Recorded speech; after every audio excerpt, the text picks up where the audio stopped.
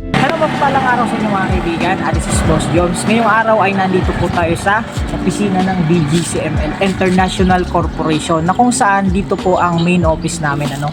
Ang mga produkto kagaya ng Acid Guard Plus at marami pong ibang produkto. So ngayon mga kaibigan, nandito ako ngayon para kumuha ng mga pa-order natin. So ngayon mga kaibigan, tutor ko kayo para maniwala po kayo na bilang distributor ay legit po tayo. So let's go.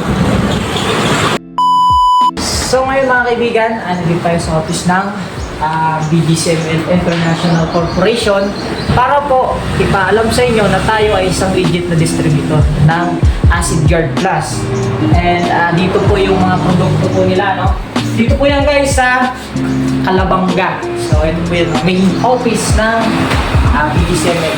So yan po ang kanilang mga produkto. So ayan. So yan, mga produkto. Yan.